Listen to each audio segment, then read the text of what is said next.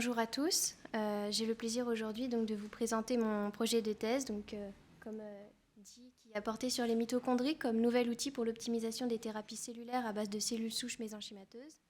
Thèse que j'ai réalisée sous la direction du docteur Anne-Marie Rodriguez au sein de l'INSERM U955 dans l'équipe 10. Avant toute chose, je tiens quand même à remercier toutes les personnes qui ont pu participer de près ou de loin à mon projet de thèse, ainsi que les membres du jury, donc sciences, technologie et santé, pour avoir donc sélectionné ce travail et me permettre aujourd'hui de vous le présenter brièvement. Donc pour vous resituer le contexte, donc ce travail a vu le jour à la suite de plusieurs constats, notamment celui que les plaies non cicatrisantes, telles que les ulcères chez les personnes diabétiques, les maladies dégénératives cardiovasculaires à la suite d'un infarctus du myocarde ou encore les maladies dégénératives musculaires comme la myopathie de Duchenne ou celle de Becker, sont des événements physiopathologiques qui affectent des millions de personnes dans le monde, provoquant de nombreux décès ainsi que des handicaps physiques importants chez les personnes touchées, ce qui constitue aujourd'hui des coûts de soins considérables pour les services de santé publics. En outre, il est important de noter que ces pathologies n'ont actuellement aucun traitement curatif. C'est pour ça que les thérapies cellulaires à base de cellules souches mésenchymateuses sont apparues comme une alternative prometteuse pour traiter ces pathologies. En effet, donc facilement isolables selon les normes cliniques, les cellules souches mésenchymateuses sont des cellules capables de réparer les tissus lésés, principalement par leur fonction paracrine, cytoprotectrice, trophique et anti-inflammatoire, mais également de manière plus récente pour protéger de l'apoptose les cellules souffrantes via le transfert de leurs propres mitochondries. Pour résumer un petit peu plus simplement ces propriétés, il faut voir les cellules souches mésenchymateuses comme des cellules qui vont sécréter un grand nombre de facteurs qui vont tous agir pour vraiment favoriser la guérison. Cependant, aujourd'hui, de nombreux essais cliniques ont été réalisés à ce jour avec ces cellules et ont révélé donc des bénéfices thérapeutiques modestes et donc la nécessité d'optimiser l'efficacité des protocoles de thérapie cellulaire. Ainsi donc, dans le but de développer de nouvelles approches de thérapie cellulaire plus efficaces, nous avons travaillé sur deux approches différentes utilisant des travaux antérieurs de l'équipe sur les transferts mitochondriaux. Premièrement, donc, en utilisant des préparations de plaquettes comme adjuvants afin d'accroître les effets thérapeutiques des cellules souches mésenchymateuses après greffe dans un modèle murin d'ulcération profonde. Puisqu'en effet, dans de précédents résultats de l'équipe d'accueil, il avait été montré que combiner des cellules souches mésenchymateuses avec des plaquettes augmente leur pouvoir de cicatrisation, en augmentant notamment, à la fois en in vitro et en in vivo, leurs propriétés pro-angiogéniques et prolifératives, ainsi que leur survie après un stress oxydatif. Aujourd'hui, cet effet qu'a les plaquettes sur les cellules souches mésenchymateuses est principalement compris comme étant dû à leur sécrétion de facteurs de croissance.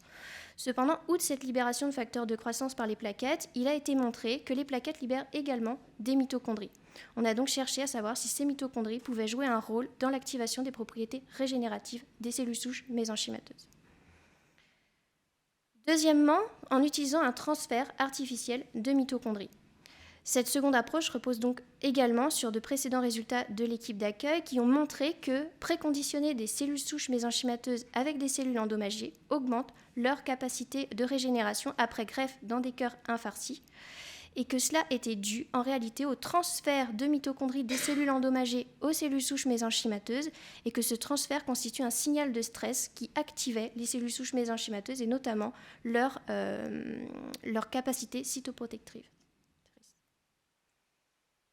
Donc, pour résumer un petit peu les principaux résultats obtenus par notre première approche, qui consistait donc à étudier le rôle des mitochondries plaquettaires sur l'activation des propriétés régénératives des cellules souches mésenchymateuses, nous avons révélé donc deux points importants. Premièrement, un nouveau mécanisme par lequel les plaquettes améliorent la capacité régénérative des cellules souches mésenchymateuses via un remodelage métabolique important et dont je ne peux entrer en détail avec vous aujourd'hui dû à la complexité et la durée des explications. Mais également l'importance de vérifier la fonctionnalité des mitochondries plaquettaires avant une application clinique, puisqu'on s'est rendu compte que si la mitochondrie était fonctionnelle ou non, cela jouait sur l'impact qu'elle allait avoir sur la cellule souche mésenchymateuse.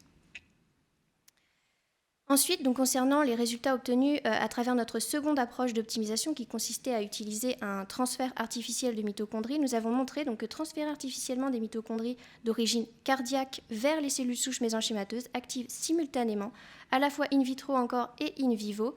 un grand nombre de leurs propriétés régénératives, propriétés antioxydantes, prolifératives, pro-angiogéniques, anti-inflammatoires, antifibrotiques, et tout cela grâce également à un remodelage transcriptionnel et métabolique important. À travers donc ce travail, les mitochondries sont apparues comme des outils puissants pour l'optimisation des thérapies cellulaires à base de cellules souches mésenchymateuses, puisqu'en effet, nous avons montré que quelle que soit l'approche utilisée, le transfert mitochondrial permet d'activer les propriétés régénératives des cellules souches mésenchymateuses via un remodelage métabolique important. Ce travail apporte donc, avec les travaux de ces dernières années, de nouvelles facettes des mitochondries, puisque, en effet, il y a encore 15 ans, on pensait vraiment les mitochondries uniquement dédiées à la production d'énergie dans les cellules. Cela apporte également du coup de nouvelles interrogations auxquelles il va être important de répondre dans les prochaines années. Et c'est pourquoi des travaux vont être nécessaires pour mieux comprendre les transferts mitochondriaux ainsi que les mécanismes impliqués. Et cette meilleure compréhension devrait permettre de trouver de nouvelles voies d'optimisation de thérapie cellulaire, notamment avec de nouvelles cibles pharmacologiques, pour pourquoi pas trouver un jour un traitement sans cellules.